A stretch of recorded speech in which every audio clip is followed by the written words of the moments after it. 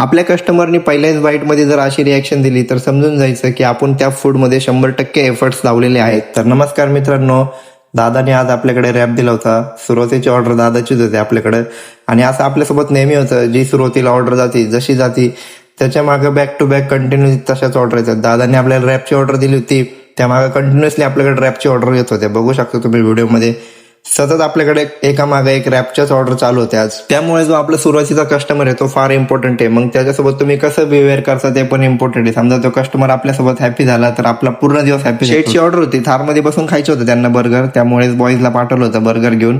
त्यानंतर एक कस्टमर बघा पहिल्यांदाच आले होते आपल्याकडे, त्यांनी विचारलं तुमचं जे पण बेस्ट आहे ते देऊन टाका आणि पहिल्या बाईट मध्येच कस्टमरची अशी रिएक्शन भेटली तर समजून जायचं मित्रांनो आपलं फूड. तुमचं पण कॅफे किंवा हॉटेल असेल तर पहिल्यांदा आलेल्या कस्टमरला तुम्ही जज करा, ऑब्झर्व करा कस्टमरची रिएक्शन कशी आहे. त्यानंतर आपण कस्टमरचा फीडबॅक घेऊ, पॉझिटिव्ह किंवा निगेटिव्ह घेऊ शकतो आणि तो फीडबॅक आपल्यासाठी खूप कामी येतो. त्यानंतर क्लोजिंगच्या टायमाला आपल्याला रॅपची ऑर्डर मिळाली होती WNS IT पार्क मधून.